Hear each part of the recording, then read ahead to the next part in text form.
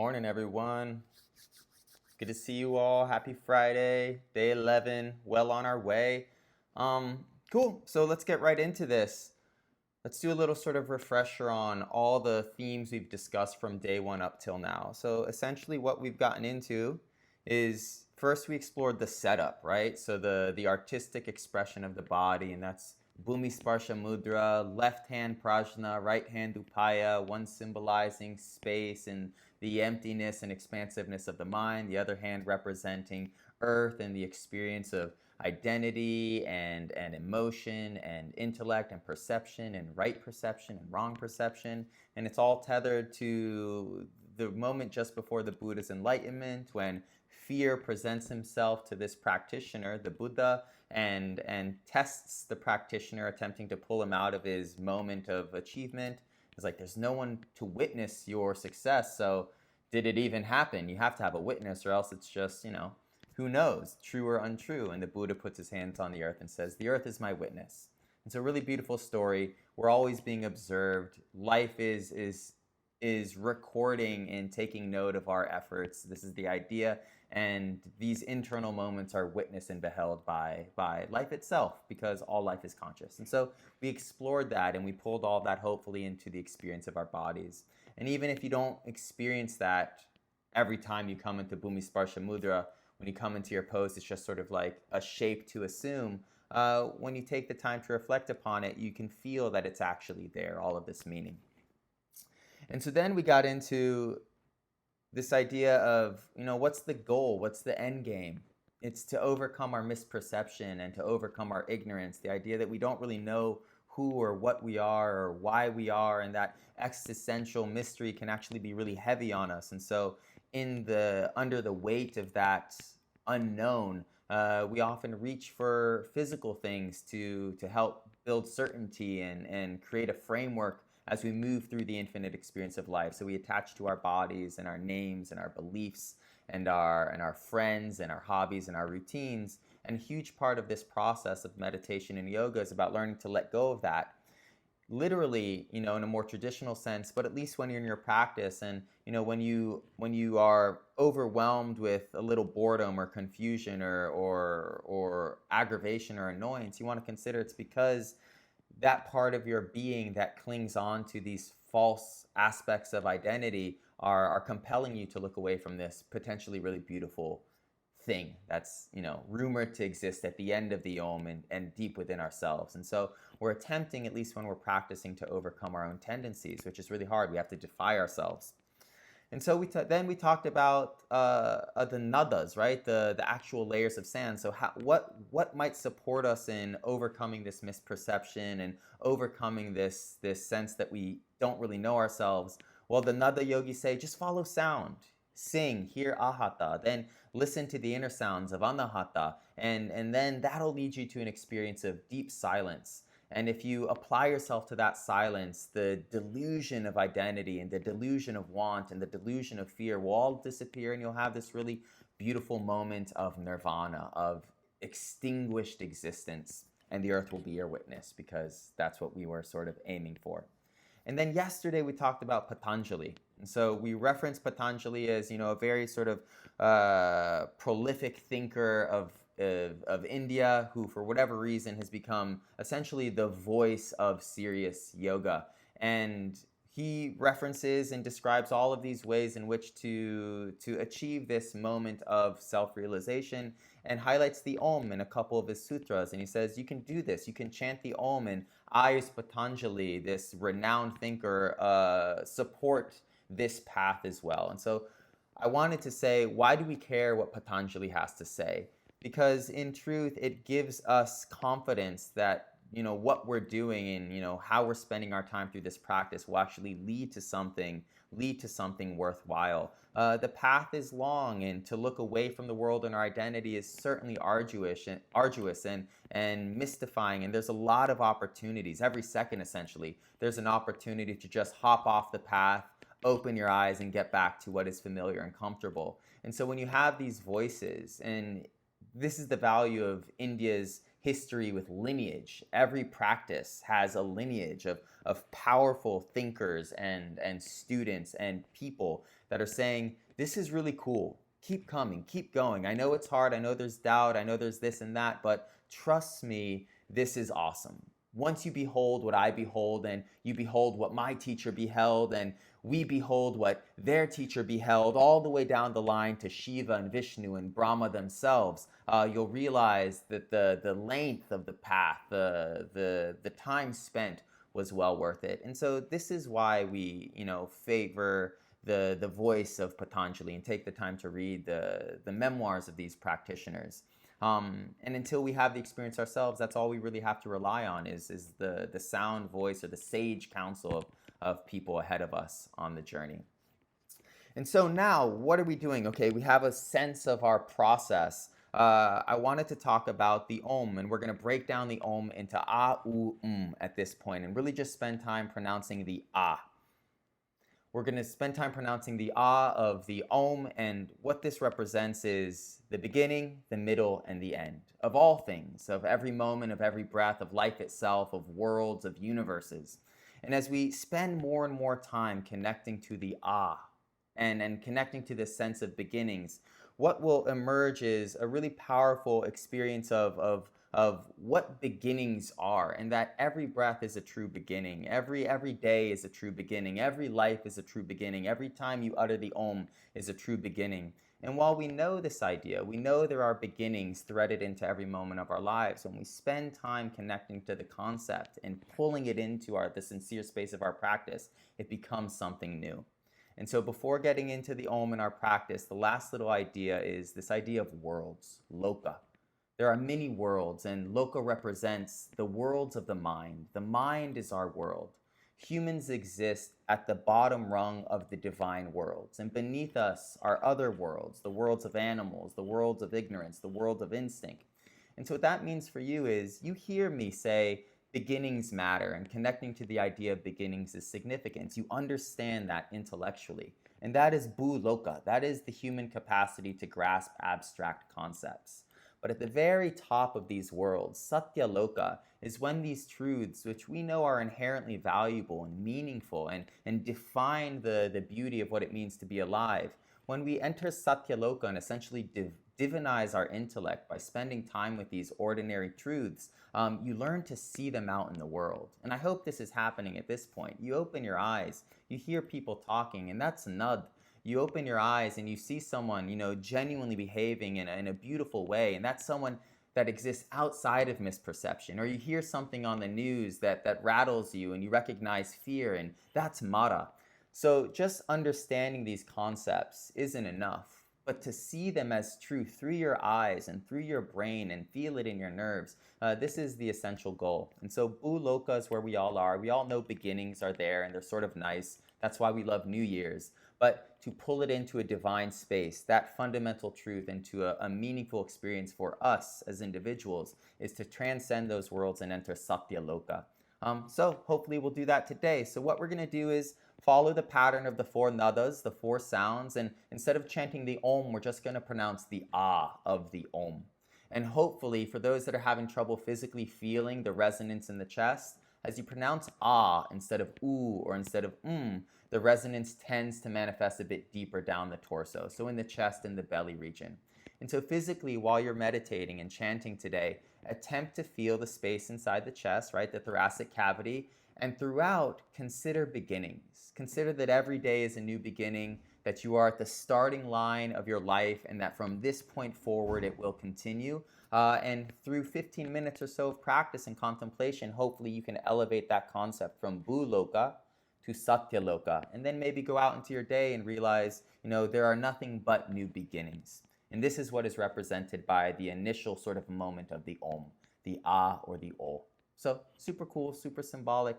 Let's get into this, everyone. Position number 1, wrists rest on knees, nice straight arms.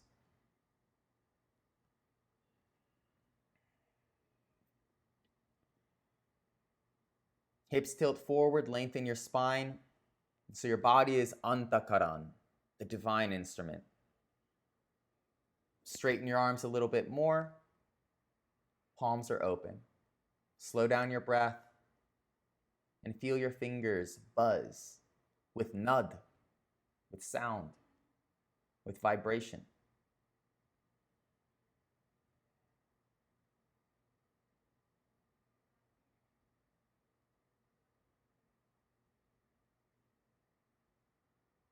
And so the strength of a meditator is to confess their weakness, to confess their limitation, to confess their misperception and their ignorance, Asmita and Avidya. And in that confession, there is the opportunity to transcend such limitations. And so you just want to feel that.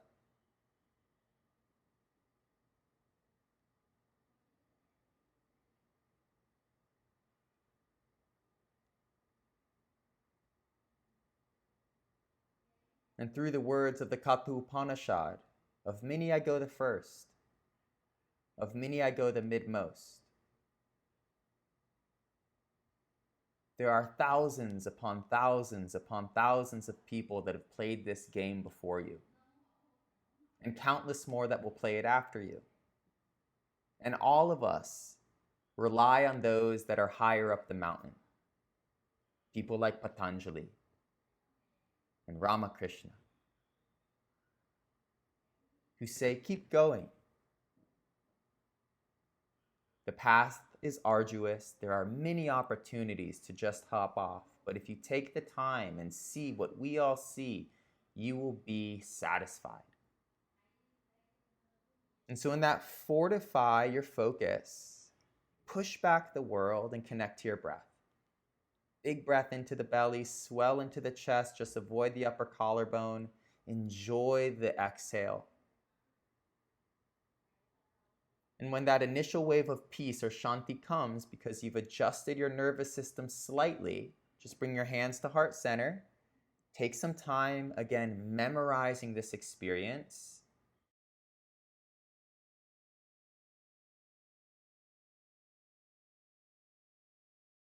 And then once you're done connecting to that initial wave of peace, Bhoomisparsha Mudra. Left hand on lap, right hand on knee. If peace does not come, that's fine.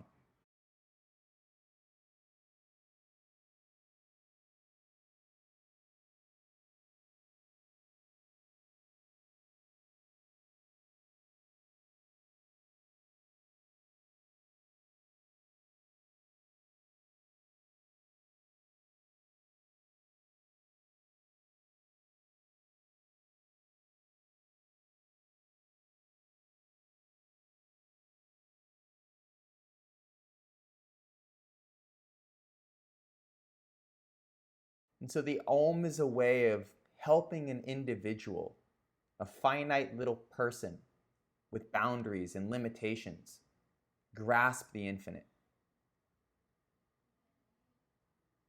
And it's a great privilege for an individual, a mote of existence, to behold the eternity of existence. Human and God, Atman and Brahman. And so the Om breaks down infinity into beginnings, middles, and ends.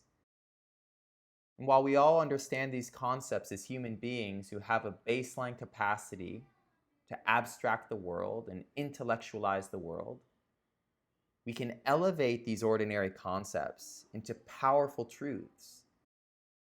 And when we populate our mind with transformed ideas, ideas that become profound and prolific, and when we can see them through our senses in the world because we've spent time with them within ourselves, we transcend from Bhuloka, the baseline of human existence, to Satyaloka. And so as you chant the Om through the four nadas, consider beginnings. Churn the wheels of the intellect. I am beginning again. I am beginning, I am beginning, I'm beginning, I'm beginning, I'm beginning.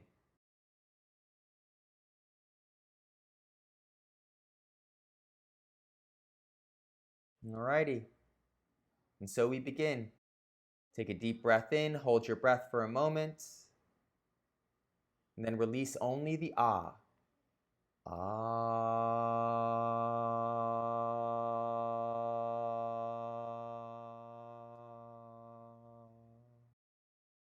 Focus on the chest. Focus on the stomach. Feel the vibration as you sing your mantra.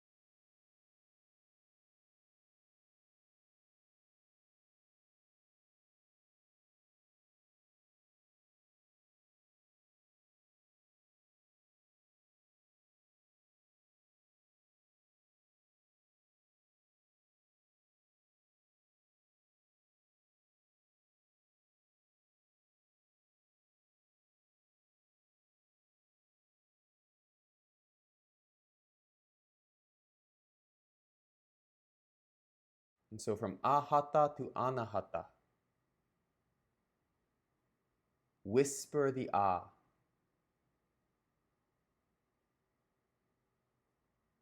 Shoonyata Drishti, look into the darkness of your closed eyes. Notice that wakes you up to the experience of your practice. Feel the resonance of your voice echoing in your chest. And then consider beginnings. Beginnings come with innocence and opportunity and forgiveness There's a world of emotions entwined in that simple idea that this moment is new. And from here I step forward. Whisper the ah.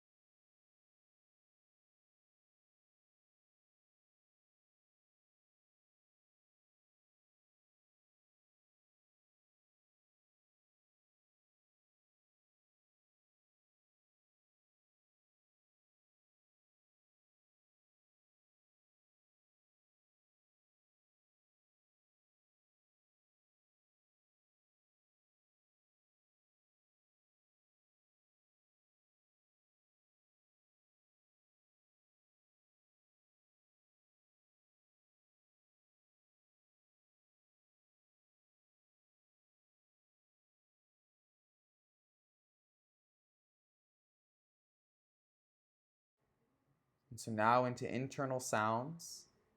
Stop chanting vocally, but sing the ah within the mind and feel the resonance in the chest still occurs. And this is internal sound. The sound that is seen and then that felt. Ashyanti.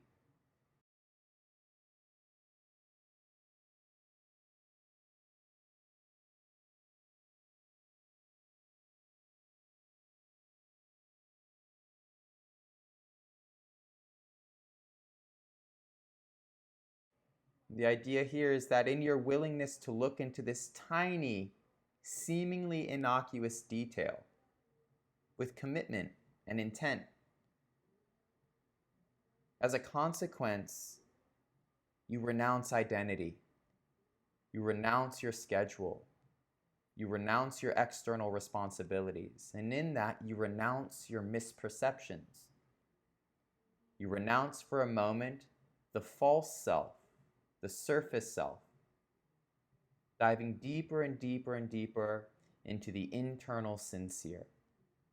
And you can feel the struggle of that.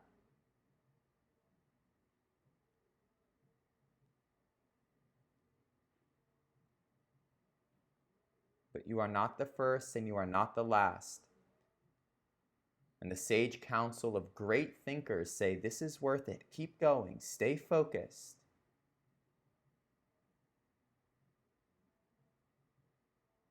Shoonyata Drishti.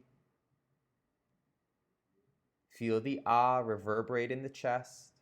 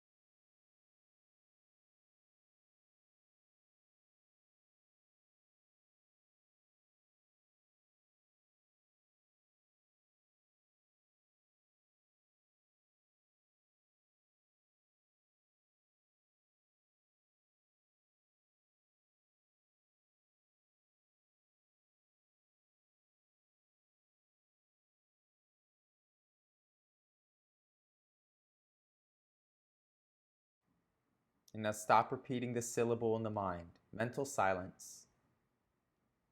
Feel the body simply, naturally, and notice that it buzzes and it vibrates.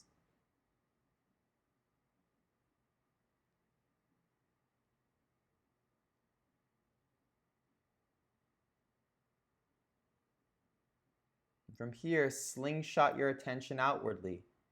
Listen to the world from this vibratory body and appreciate that it's a new day.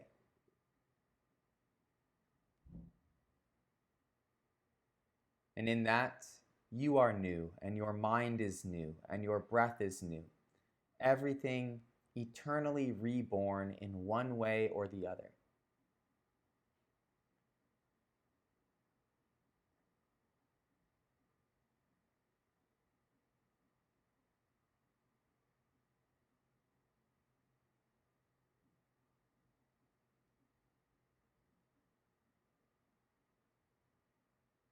Start to notice if you can let down your guard, if you can renounce your mind, your preferences, your rationality, and lean into abstraction. Lean into self-applied meaning. This concept of new beginnings becomes more and more real. And as it becomes more and more real through this repetition and sincerity, consider you are rising up the loka, rising up the worlds, from simple intellect, bhuloka, to divine understanding, satyaloka. This is a beginning.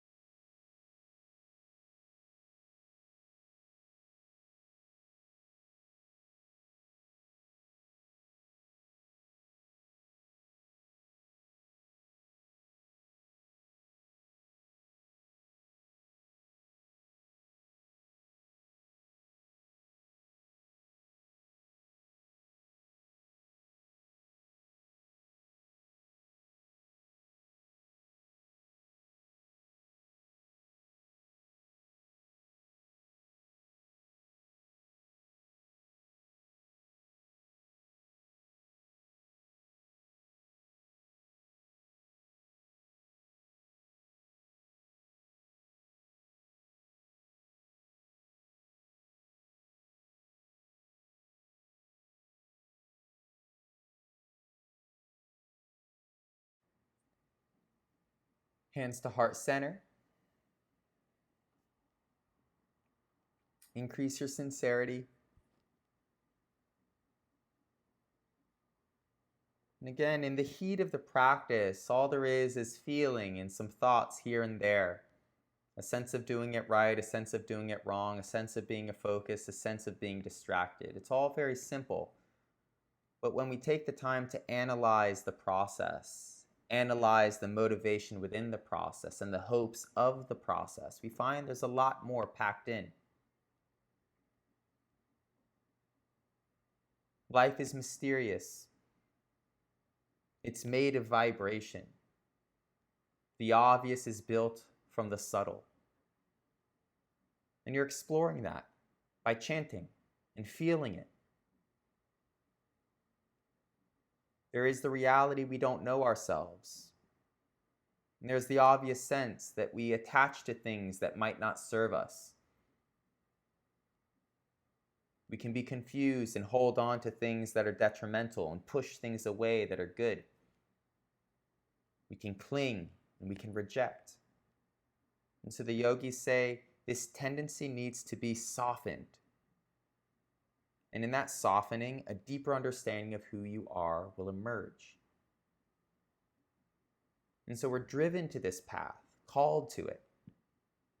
And along the way, when we encounter our doubt, we have to rely on the counsel of those that came before. Trustworthy testimony. the voices of lineages. And so here we are, making our way up this mysterious mountain.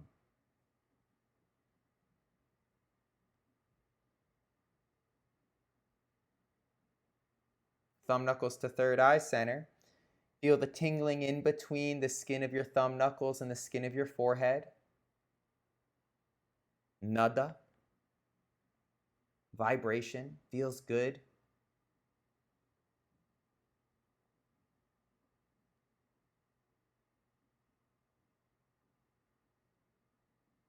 In the end, this hyper-symbolic, hyper-ritualistic practice, which is the expression of applied abstract meaning, leads us to ourselves.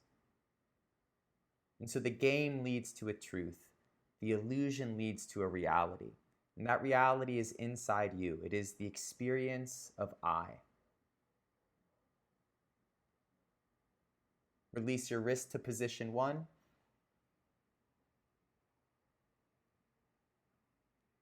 And sit well as an individual, as the I, within the beginning. A fresh breath, a new day, a new moment, a new space.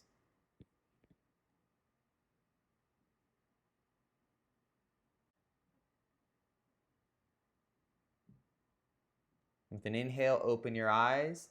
Attempt to keep this demeanor of the mind.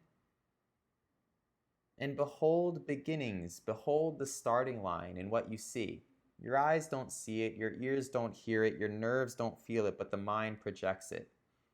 And so this is the loka concept. Your mind is also a world. Blink your eyes, wash it away. Fall from satya loka to bhuloka. Normal life,